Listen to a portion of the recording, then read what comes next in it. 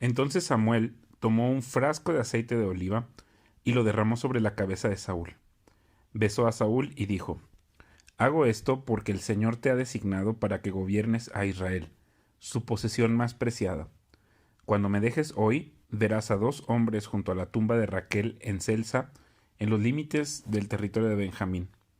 Ellos te dirán que los burros fueron encontrados y que tu padre dejó de preocuparse por ellos, pero que ahora está preocupado por ti.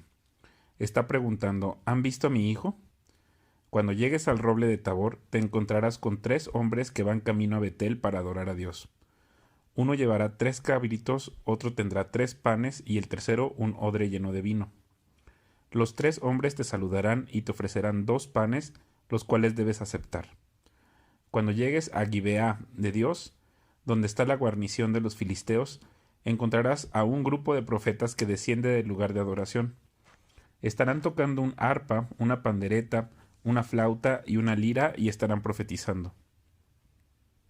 En ese momento, el Espíritu del Señor vendrá poderosamente sobre ti y profetizarás con ellos.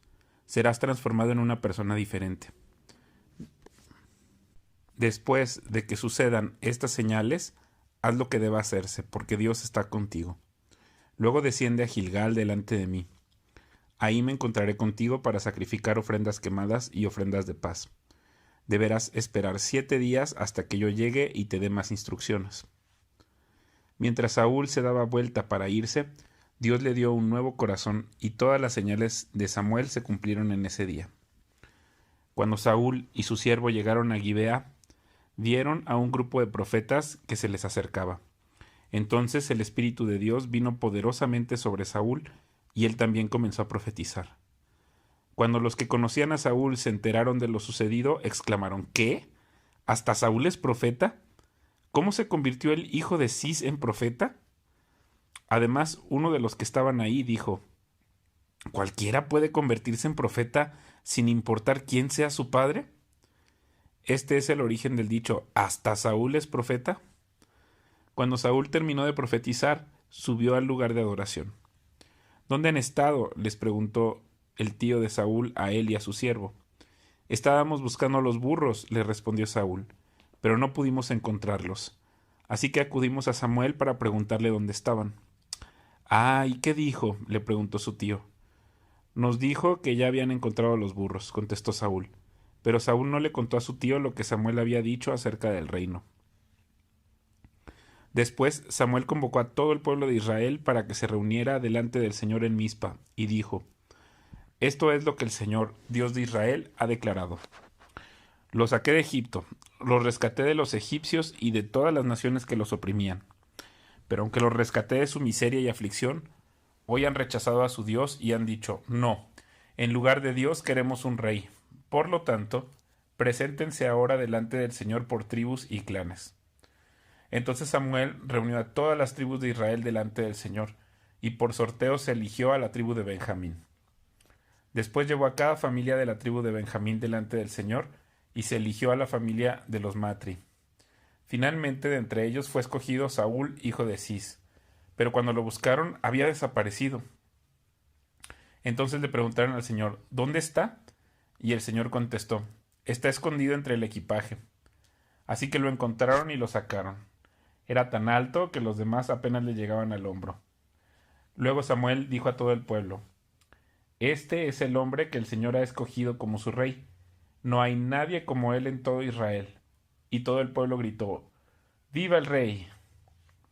Después Samuel le explicó al pueblo cuáles eran los derechos y las obligaciones de un rey. Los escribió en un rollo y lo puso delante del Señor. Luego Samuel envió al pueblo a sus casas. Cuando Saúl regresó a su casa en Gibeá, lo acompañó un grupo de hombres a quienes Dios le había tocado el corazón. Sin embargo, había unos sinvergüenzas que se quejaban: ¿Cómo puede este hombre salvarnos? Y lo despreciaban y se negaban a llevarle regalos. Pero Saúl no les hizo caso. Naas, rey de los amonitas, había estado oprimiendo gravemente a los habitantes de Gad y de Rubén que vivían en el oriente del río Jordán. Les sacó el ojo derecho a todos los israelitas que vivían ahí y no permitía que nadie viniera a rescatarlos. De hecho, De todos los israelitas que vivían al oriente del río Jordán, no había uno solo a quien Naas no le hubiera sacado el ojo derecho. Pero había 7,000 hombres que habían escapado de los amonitas y se habían establecido en Jabes de Galaad. Como un mes después, el rey Naas de Amón dirigió a su ejército contra la ciudad israelita llamada Jabes de Galaad. Pero los habitantes de Jabes pidieron paz. Haz un tratado con nosotros y seremos tus siervos, rogaron. Está bien, dijo Naas, pero con una sola condición. Le sacaré el ojo derecho a cada uno de ustedes para deshonrar a todo Israel. Danos 7 días para enviar mensajeros por todo Israel, respondieron los ancianos de Jabes. Si nadie viene a salvarnos, aceptaremos tus condiciones. Cuando los mensajeros llegaron a Gibea de Saúl y le contaron al pueblo acerca de su aprieto, todos se echaron a llorar. Saúl había estado arando un campo con sus bueyes y cuando regresó a la ciudad preguntó: ¿Qué les pasa? ¿Por qué están llorando? Así que le contaron del mensaje de Jabes. Entonces el Espíritu de Dios vino con poder sobre Saúl y se enojó mucho. Así que tomó 2 bueyes, los cortó en pedazos y envió mensajeros para que los llevaran por todo Israel con el siguiente mensaje: Esto es lo que le pasará a los bueyes del que se niegue a seguir a Saúl y a Samuel a la batalla. Entonces el Señor hizo que la gente tuviera miedo del enojo de Saúl. Por lo tanto, todos salieron a la guerra como un solo hombre.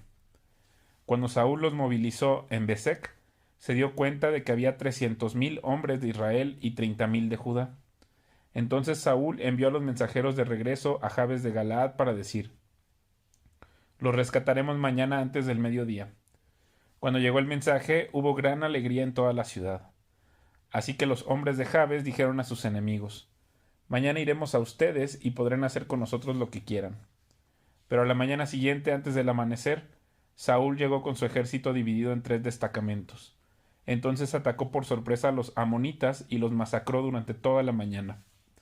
El resto del ejército amonita quedó tan disperso que no había 2 de ellos juntos. Entonces la gente clamó a Samuel: Ahora, ¿dónde están esos hombres que decían ¿por qué debe gobernarnos Saúl? Tráiganlos aquí y los mataremos. Pero Saúl respondió: Nadie será ejecutado hoy, porque este día el Señor rescató a Israel. Luego Samuel dijo a la gente: Vengan, vamos todos a Gilgal para renovar el reino. Así que todos fueron a Gilgal y en una ceremonia solemne delante del Señor proclamaron rey a Saúl. Después ofrecieron ofrendas de paz al Señor, y Saúl y todos los israelitas se llenaron de alegría. Entonces Samuel se dirigió a todo Israel: He hecho lo que me han pedido y les he dado un rey. Ahora el rey es su líder. Estoy aquí delante de ustedes, un hombre ya viejo y canoso, y mis hijos les sirven. He sido su líder desde mi niñez hasta el día de hoy. Ahora testifiquen contra mí en presencia del Señor y ante su ungido. ¿A quién le he robado un buey o un burro? ¿Alguna vez he estafado a alguno de ustedes? ¿Alguna vez los he oprimido? ¿Alguna vez he aceptado soborno o he pervertido la justicia? Díganmelo y corregiré cualquier cosa incorrecta que haya hecho. No, le contestaron ellos. Nunca nos has engañado ni oprimido y nunca has aceptado soborno alguno.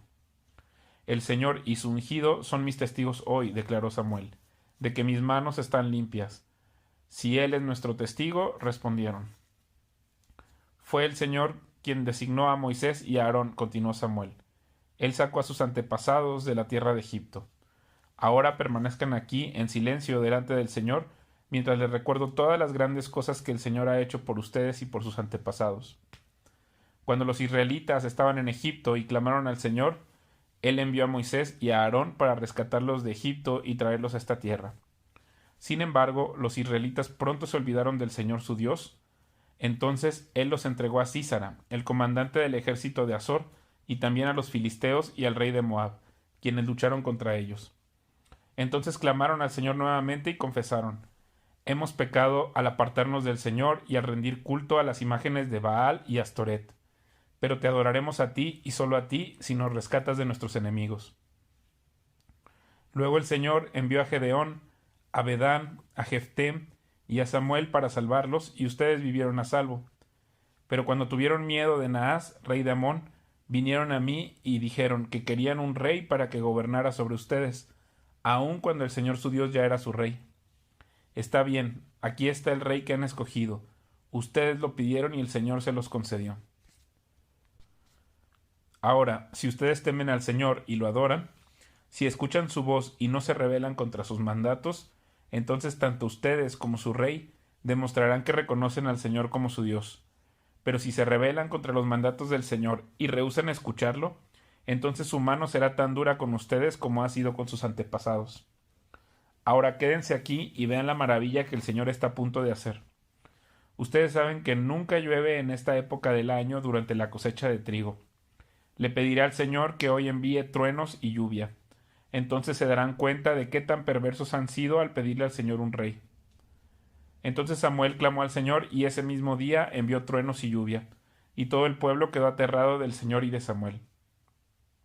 Ora al Señor tu Dios por nosotros o moriremos, le dijeron a Samuel. A nuestras faltas hemos agregado el pecado de pedir un rey. No teman, los tranquilizó Samuel. De verdad han hecho mal, pero ahora asegúrense de adorar al Señor con todo el corazón y no le den la espalda. No vuelvan a rendir culto a ídolos despreciables que no pueden ayudarlos o rescatarlos. Son completamente inútiles. El Señor no abandonará a su pueblo, porque eso traería deshonra a su gran nombre, pues le agradó al Señor hacerlos su pueblo. En cuanto a mí, ciertamente no pecaré contra el Señor al dejar de orar por ustedes, y seguiré enseñándoles lo que es bueno y correcto. Por su parte, asegúrense de temer al Señor y de servirlo fielmente. Piensen en todas las cosas maravillosas que Él ha hecho por ustedes, pero si siguen pecando, ustedes y su rey serán destruidos. Saúl tenía 30 años cuando subió al trono y reinó durante 42 años. Saúl eligió a 3,000 soldados selectos del ejército de Israel y mandó a los demás hombres a casa. Llevó consigo a 2,000 de los hombres escogidos a Micmas y a la zona montañosa de Betel. Los otros 1,000 fueron con Jonatán, el hijo de Saúl, a Gibeá en la tierra de Benjamín. Poco tiempo después, Jonatán atacó y derrotó la guarnición de los filisteos en Geba. La noticia corrió rápidamente entre los filisteos. Entonces Saúl tocó el cuerno de carnero por toda la tierra y dijo: Hebreos, escuchen esto. Levántense, sublévense. Así que todo Israel oyó la noticia que Saúl había destruido la guarnición filistea en Geba y que ahora los filisteos odiaban a los israelitas más que nunca. Entonces todo el ejército israelita fue llamado para unirse a Saúl en Gilgal. Los filisteos reunieron un ejército poderoso de 3,000 carros de guerra, 6,000 hombres para conducirlos, y tantos guerreros como los granos de arena a la orilla del mar. Acamparon en Micmas, al oriente de Bet-Aven. Los hombres de Israel vieron el gran aprieto en el que estaban, y como estaban fuertemente presionados por el enemigo, trataron de esconderse en cuevas, matorrales, rocas, hoyos y cisternas. Algunos cruzaron el río Jordán y escaparon a la tierra de Gad y de Galaad. Mientras tanto, Saúl se quedó en Gilgal y sus hombres temblaban de miedo. Durante 7 días Saúl esperó ahí, según las instrucciones de Samuel, pero aún así Samuel no llegaba. Saúl se dio cuenta de que sus tropas habían comenzado a desertar, de modo que ordenó: tráiganme la ofrenda quemada y las ofrendas de paz. Y Saúl mismo sacrificó la ofrenda quemada. Precisamente cuando Saúl terminaba de sacrificar la ofrenda quemada, llegó Samuel. Saúl salió a recibirlo, pero Samuel preguntó: ¿qué has hecho?